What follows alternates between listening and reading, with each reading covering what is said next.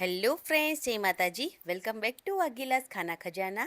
Friends, માત્ર 5 મિનિટમાં જ તમે સ્વાદિષ્ટ બટાકાના પરાઠા ઢગલાબંધ બનાવી શકશો, જેના માટે લોટ બાંધવો પણ નહીં પડે અને પરાઠાને વણવા પણ નહીં પડે. તો ચાલો કેવી રીતે બનશે તે પણ આપણે જોઈ લઈએ. તો વિડીયોને સ્કીપ કર્યા વગર પૂરેપૂરો જોજો. અને ફ્રેન્ડ્સ, પ્લીઝ મારી રિક્વેસ્ટ છે કે વિડીયો પસંદ આવે તો પ્લીઝ મારી ચેનલને સબસ્ક્રાઈબ જરૂરથી કરી લેજો. લાઈક, કોમેન્ટ અને શેર પણ કરી લેજો. તો ચાલો એકદમ સોફ્ટ સ્વાદિષ્ટ બટાકાના પરાઠા બનાવી લઈએ.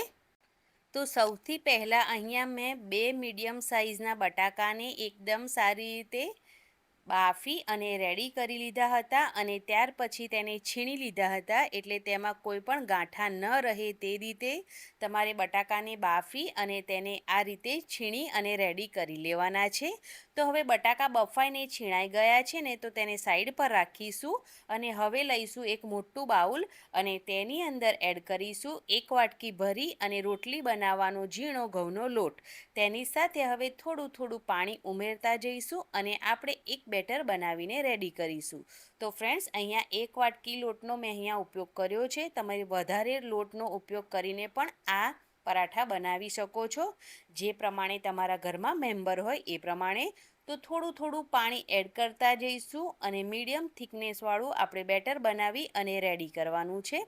એક સામટું પાણી આપણે નહીં એડ કરવાનું, નહીં તો જે બેટર છે એ વધારે પાતળું થઈ જશે એટલા માટે. તો અહીંયા થોડું થોડું પાણી એડ કરતા જઈ અને મેં વિસ્કરની મદદથી તેને એકદમ સારી રીતે બેટર બનાવી અને રેડી કરી લીધું છે. તો અહીંયા 1.5 વાટકી જેટલું પાણીનો મેં અહીંયા ઉપયોગ કર્યો છે અને બેટર બનીને રેડી થઈ ગયું છે. હવે આ જે બેટર બનાવીને રેડી કર્યું છે તેની અંદર આપણે જે બટાકા બાફી અને છીણીને રાખ્યા છે તેને ઉમેરી દઈશું. તેને પણ આ બેટર સાથે એકદમ સારી રીતે મિક્સ કરી લઈશું. એકદમ લમ્સ ફ્રી બેટર બનાવીને રેડી કરવાનું છે. તો આ રીતે થોડું વિસ્કરની મદદથી આ રીતે ફેટી લઈશું તો આરામથી બેટર બનીને રેડી થઈ જશે. તો ફ્રેન્ડ્સ, અહીંયા મેં બેટર બનાવીને રેડી કરી લીધું છે. બધા જ બટાકા છે એકદમ સારી રીતે બેટરમાં સમાઈ ગયા છે અને બેટર બનીને રેડી થઈ ગયું છે. હવે તેની અંદર એડ કરીશું એકદમ ઝીણી સમારેલી ડુંગળી. તેની સાથે આદુ, લસણ અને લીલા મરચાંની પેસ્ટ અહીંયા ઉમેરી છે. જો તમે લસણ ના ખાતા હોય તો તમે લસણ સ્કીપ કરી શકો છો. ધાણા એડ કર્યા છે અને તેની સાથે અડધી ચમચી જેટલો અજમો એડ કર્યો છે, જેનો ટેસ્ટ પરાઠામાં ખૂબ સરસ આવે છે. અડધી ચમચી જેટલો હળદર પાવડર, અડધી ચમચી જેટલું ધાણા જીરું પાવડર અને અડધી ચમચી જેટલું જીરું પણ એડ કરવાનું છે. તેની સાથે અડધી ચમચી અહીંયા મેં ચાટ મસાલો એડ કર્યો છે. તમે આમચૂર પાવડર કે લીંબુનો રસ પણ એડ કરી શકો છો. હવે એડ કરીશું થોડું લાલ મરચું. તો મેં અહીંયા કાશ્મીરી લાલ મરચું ઉમેર્યું છે. તમે મરચાંનું પ્રમાણ તમારા પ્રમાણે રાખી શકો છો, કેમ કે આપણે લીલા મરચાં પણ ઉમેર્યા છે એટલા માટે.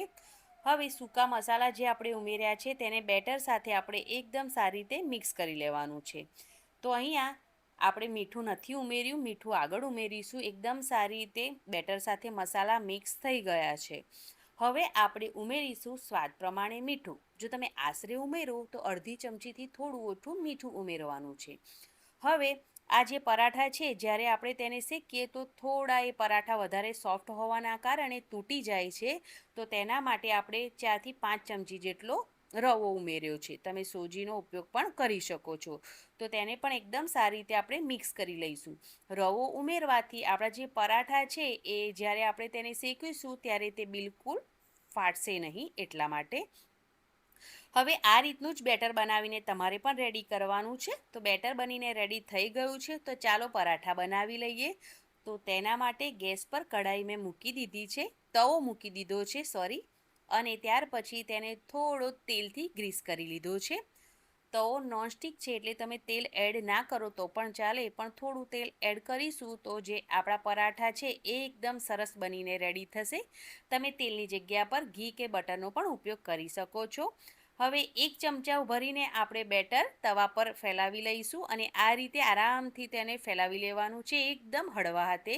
ગેસની ફ્લેમ મીડિયમ રાખવાની છે અને ઉપરની જે પરત છે એ એકદમ સરસ ડ્રાય ન થઈ જાય ત્યાં સુધી તેને મીડિયમ ગેસની ફ્લેમ પર પરાઠાને બિલકુલ પલટાવવાનું નથી અને તેની કૂક થઈ જવા દેવાનું છે.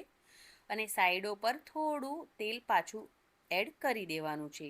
હવે જે પરાઠું છે તેને સાઈડો આ રીતે ફેરવી લઈશું અને પછી તેને પલટાવી લઈશું. તો પરાઠું છે એ આરામથી પલટાઈ જશે. ગેસની ફ્લેમ મીડિયમ ટુ હાઈ રાખવાની છે અને આ પરાઠાને શેકી લેવાનું છે. તો બંને સાઈડથી ઉલટ પુલટ કરીને પરાઠાને એકદમ સરસ શેકી લેવાનું છે.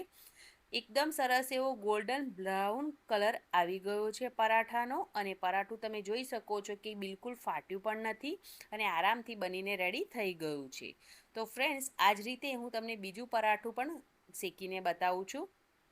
થોડું તેલથી તવાને ગ્રીસ કરી લેવાનો છે અને ત્યાર પછી આ રીતે બેટરને પાથરી દેવાનું છે. એકદમ પાતળું નથી કરવાનું, થોડું મીડિયમ બેટરને પાથર્યા પછી તેની ચારે બાજુ થોડું તેલ એડ કરી દેવાનું છે અને ઉપરની જે પરત છે એ એકદમ સરસ ડ્રાય થઈ જાય એટલે તેને બીજી સાઈડ પલટાવી દેવાનું છે અને બીજી સાઈડ પર પણ એકદમ સારી રીતે કૂક થઈ જવા દેવાનું છે. તો તમે જોઈ શકો છો કે એકદમ ટેસ્ટી અને એકદમ સોફ્ટ સ્વાદિષ્ટ બટાકાના પરાઠા બનીને રેડી થઈ ગયા છે.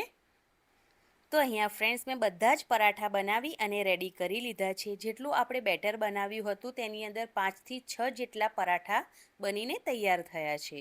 તો ફ્રેન્ડ્સ, છે ને એકદમ ટેસ્ટી સોફ્ટ એકદમ યમ્મી બટાકાના પરાઠા, જેના માટે તમારે ના લોટ બાંધવાની ઝંઝટ રહેશે કે ના પરાઠા વણવાની ઝંઝટ રહેશે.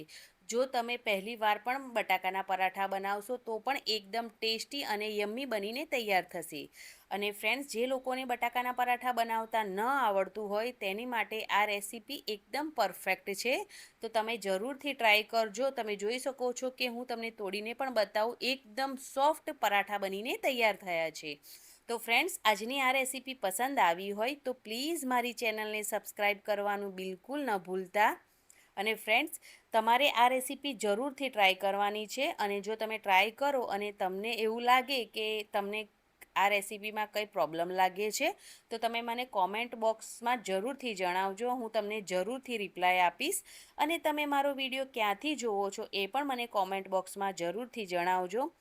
અને ફ્રેન્ડ્સ, આ રેસીપીને જેને બટાકાના જે પરાઠા બનાવવામાં પ્રોબ્લેમ થતો હોય તેની સાથે જરૂરથી શેર કરજો. Thanks for watching. આવજો.